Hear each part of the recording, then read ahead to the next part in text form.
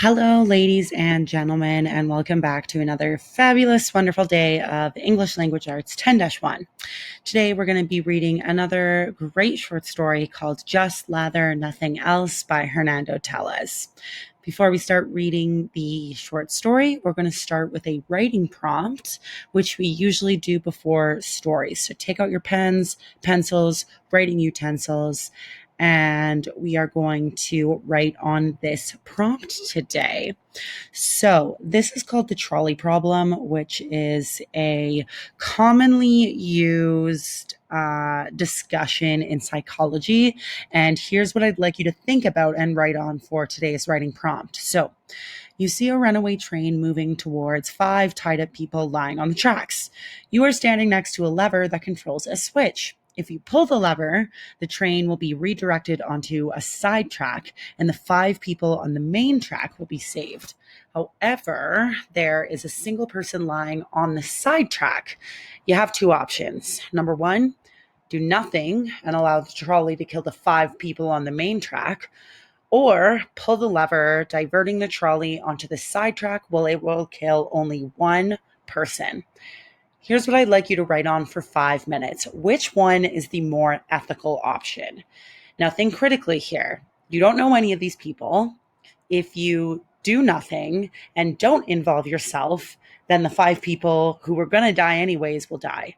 Or do you insert yourself into the situation, save 5 people, pull the lever, and only kill 1 person? What I'd like you to do for the next 5 minutes is write which one is the more ethical option. Which one would you do and why?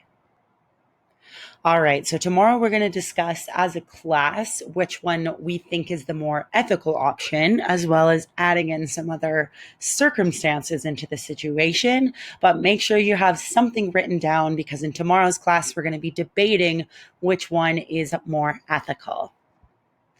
So today we're reading a short story that needs a little bit of background context on the Civil War in Colombia. Now, Hernando Tellez wrote this story when something was happening in Colombia called La Violencia, which was basically a period in Colombia that went through many dictators and civil violence.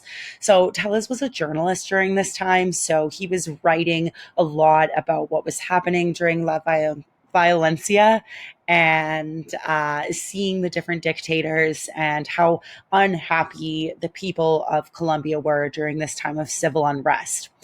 Tellez wasn't particularly political himself, but after his death, it was actually revealed that he was in support of the people, or of the rebel cause. So he was on the side of the people, not of the government.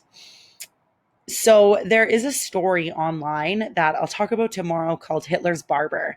And it's a very similar circumstance that this was inspired on, where Hitler's barber was constantly asked, why didn't you kill Hitler? Hitler killed millions and millions of people, and you literally had him sitting there vulnerable in your chair.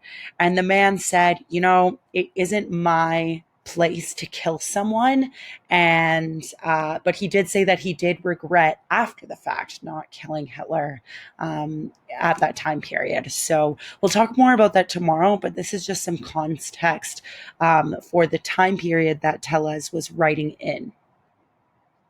Now, what we're going to do now, ladies and gentlemen, is I'm going to read out the short story to you so you can have it in front of you, or read off of the screen here. I invite you to be highlighting and annotating your text for themes, for figurative language, for symbolism, and for characterization. Okay, so as I'm reading it, making sure that you are either on your computer or in person annotating your text along with me. So without further ado, my dudes, this is Lather and Nothing Else by Hernando Tellez. He came in without a word. I was stroking my best razor, and when I recognized him, I started to shake. But he didn't notice. To cover my nervousness, I went on honing the razor. I tried the edge with the tip of my thumb and took another look at it against the light. Meanwhile, He was taking off his cartridge-studded belt with the pistol holster suspended from it. He put it on a hook in the wardrobe and hung his cap above it. Then he turned full around toward me and, loosening his tie, remarked, "It's hot as the devil. I want to shave." With that, he took his seat. I estimated he had 4 days' worth of beard, the 4 days he had been gone on the last foray after our men. His face looked burnt, tanned by the sun. I started to work carefully on the shaving soap. I scraped some slices from the cake, dropped them into the mug, and then added a little lukewarm water and stirred with a brush. The lather soon began to rise. The fellows in the troop must have just about much as beard as I. I went on stirring up lather. But we did very well, you know. We caught the leaders. Some of them we brought back dead, others still alive. But they'll all be dead soon. How many did you take?" I asked. 14.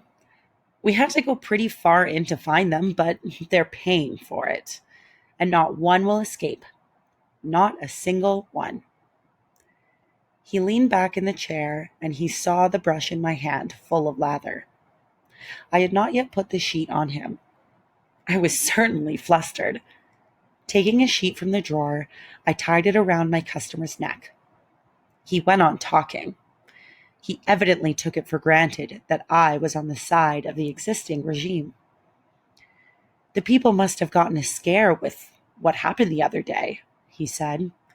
"Yes," I replied, as I was finishing tying the knot against his nape, which smelt of sweat.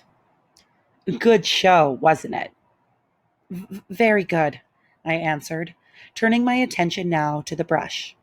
The man closed his eyes wearily and awaited the cool caress of the lather. I had never had him so close before. The day he ordered the people to file through the schoolyard to look upon the 4 rebels hanging there, my path had crossed his briefly. But the sight of those mutilated bodies kept me from paying attention to the face of a man who had been directing it all and whom I now had in my hands. It was not a disagreeable face, certainly, and the beard, which aged him a bit, was not unbecoming. His name was Torres, Captain Torres. I started to lay on the first coat of lather. He kept his eyes closed. "I would love to catch a nap," he said, "but there's a lot to be done this evening." I lifted the brush and asked, with pretended indifference, "A firing party?" "Something of the sort," he replied, "but slower." "All of them?" "No, just a few."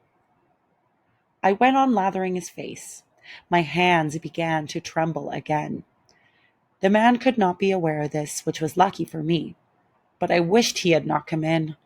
Probably many of our men had seen him enter the shop, and with the enemy in my house, I felt a certain responsibility.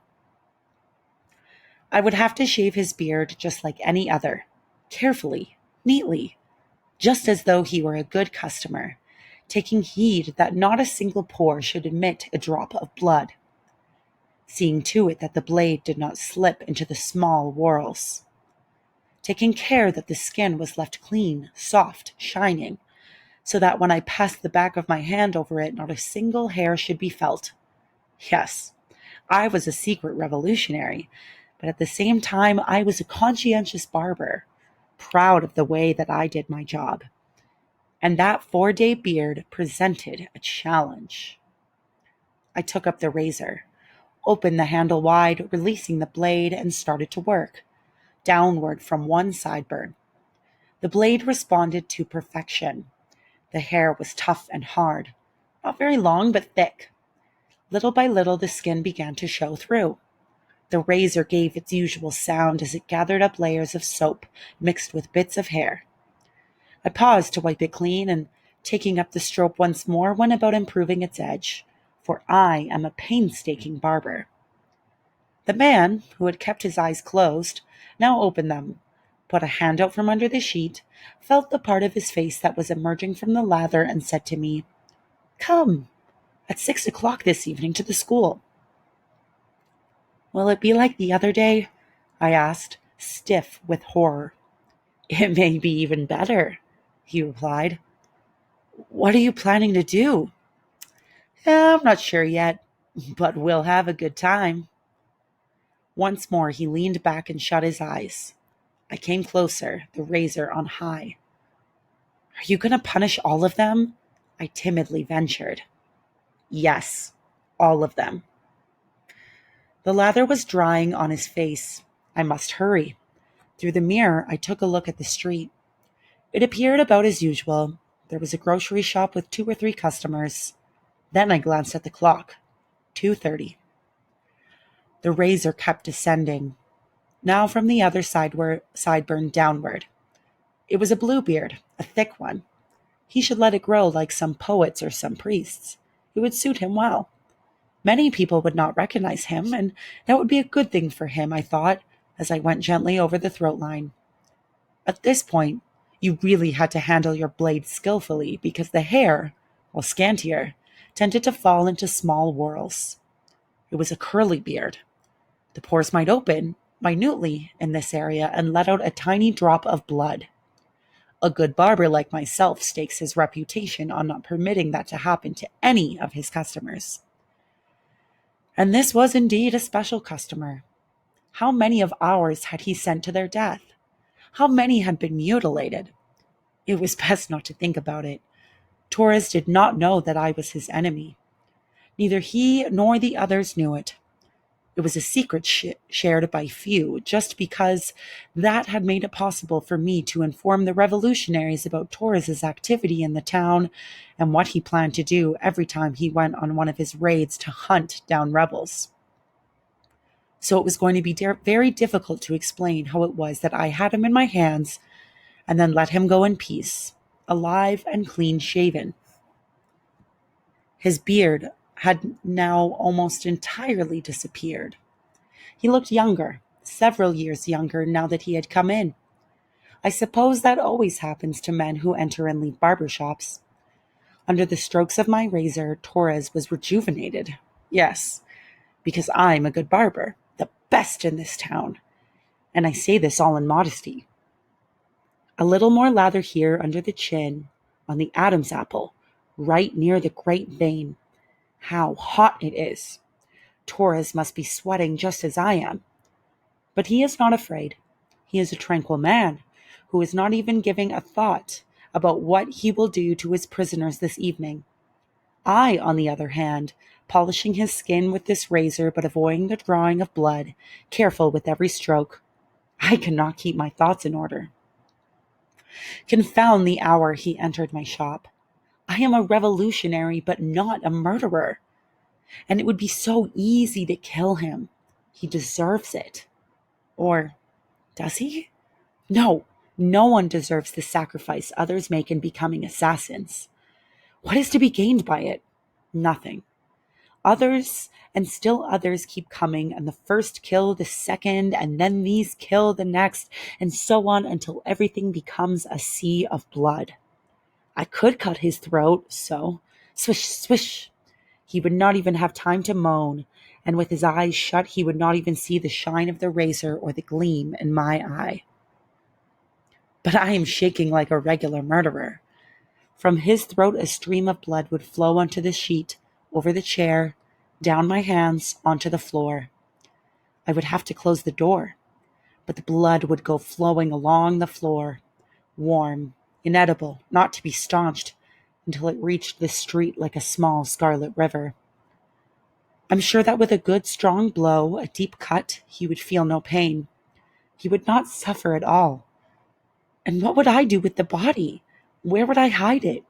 I would have to flee, leave this all behind, take shelter far, far away. But they would follow until they caught up with me. The murderer of Captain Torres. He slit his throat while he was shaving him. What a cowardly thing to do! And other would say, the avenger of our people, a name to remember. My name here. He was a town barber. No one knew he was fighting for our cause. And so, which will it be? Murderer or hero? My fate hangs on the edge of this razor blade. I can turn my wrist slightly, put a bit more pressure on the blade, and let it sink in. The skin will yield like silk, like rubber, like the strope. There is nothing more tender than a man's skin, and the blood is always there, ready to burst forth. A razor like this cannot fail. It's the best one I have. But I don't want to be a murderer. No, sir. You came in to be shaved, and I do my work honorably. I don't want to stain my hands with blood.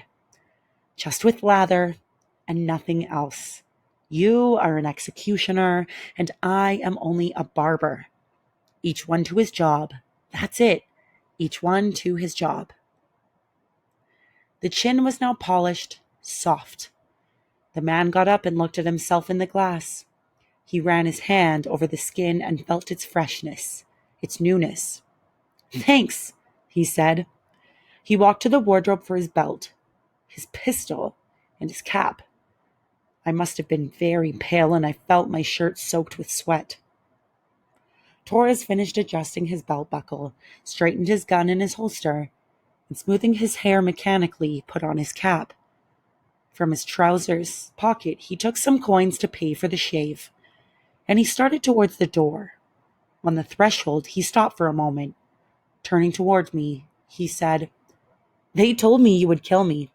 I came to find out if it was true. But it's not so easy to kill. I know what I'm talking about."